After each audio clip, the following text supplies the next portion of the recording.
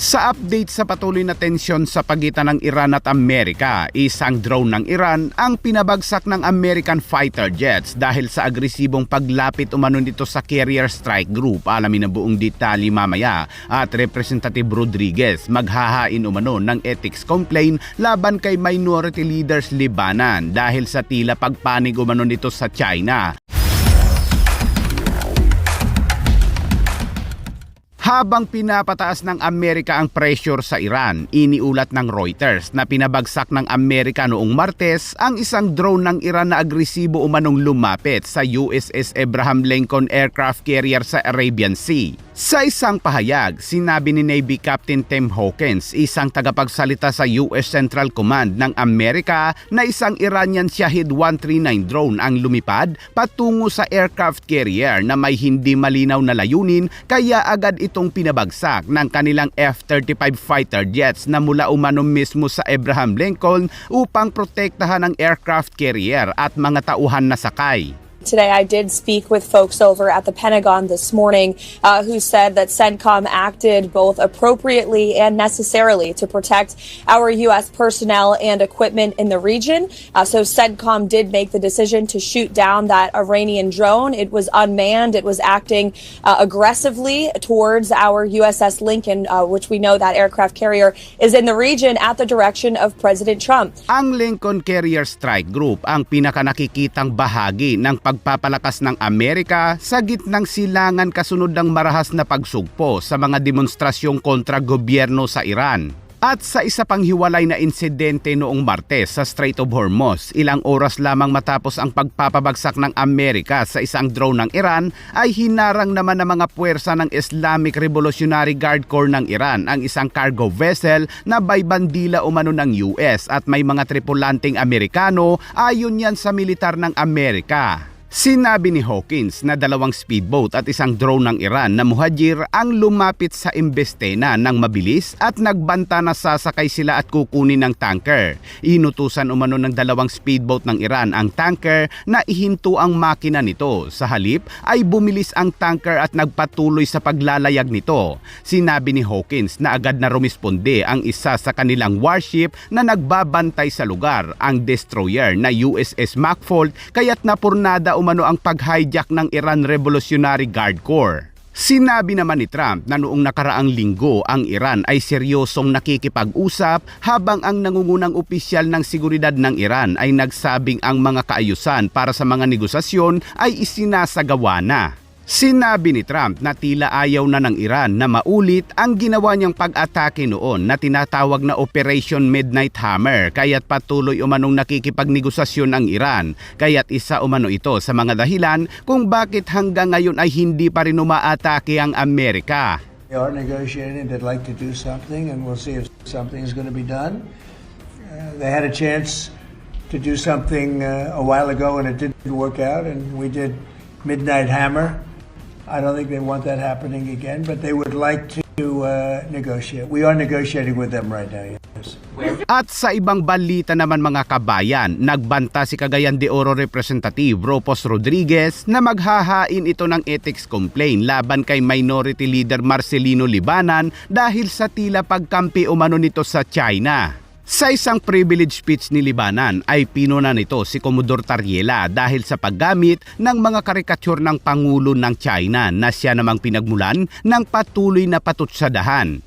Recent public controversy has involved a senior spokesperson of the Philippine Coast Guard, particularly his lecture where a caricature of Chinese President Xi Jinping was reportedly displayed in discussing West Philippine Sea issues.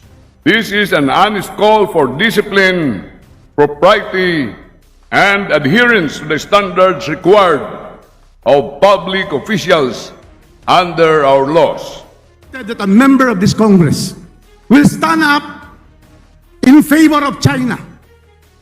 Madam Speaker, Jay Tariela is doing his job as spokesman of the Philippine Coast Guard, because the very reason why the spokesman has to move and act is because China has been violating the sovereign rights of the Filipino people, the Republic of the Philippines, for so many years, bombarding our vessels, with water cannons, lasering our officials and our Coast Guard.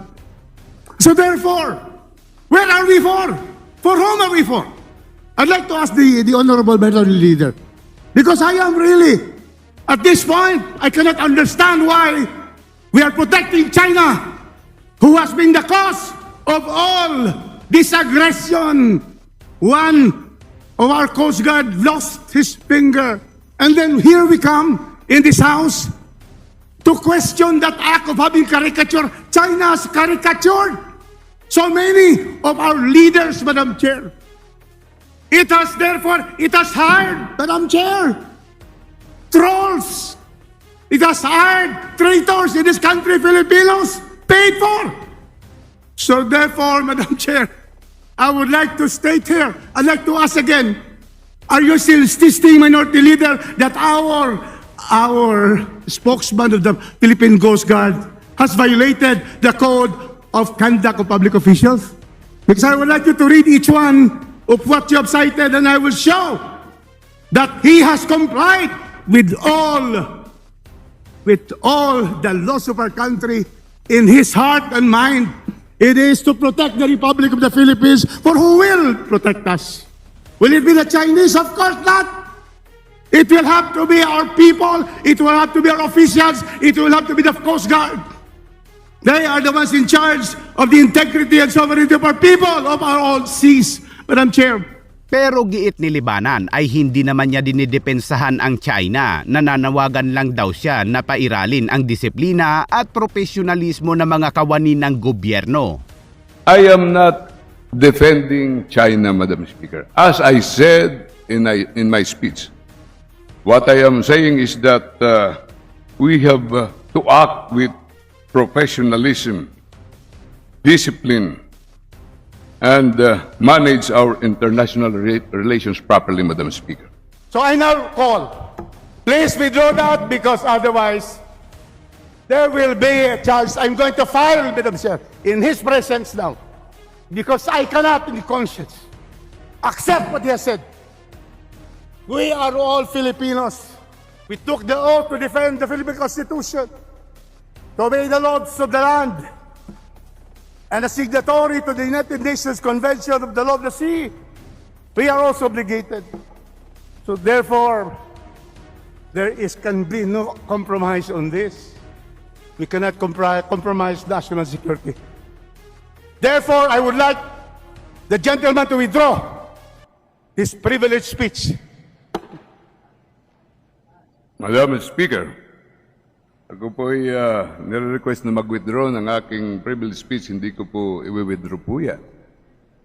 Ito po ay aking personal na paniniwala sa mga nangyayari. Ang sinasabi ko lang, let us observe our code of conduct of Code of Professional Ethics and Ethical Standards para hindi tayo sumabit sa mga ganitong problema at ma-directly supervise ng ating Department of Foreign Affairs ang mga pangyayari ito para hindi ito ma-mishandle. Madam Speaker, hindi po ako magkukulang sa pagmamahal sa aking bayan. Hindi po ako magkukulang para ipaglaban ang teritoryo ng Pilipinas. But the issue that he is saying is that our own official committed violations of the Code of Conduct of Ethical Standards of Public Officials, which to me is really unfounded, baseless, and skewed towards the interests of the People's Republic of China. Hindi ko importante na si Jay Tariela lang ang sinasabi ko dito. Ang sinasabi ko po dito na magkaroon tayo ng isang direksyon na pinamumunuan ng Department of Foreign Affairs para maging tama yung approach natin, hindi tayo misunderstood. Madam Speaker, palagay ko, ang boses ko ay mas malaki sa boses ng gentleman from Cagayan de Oro.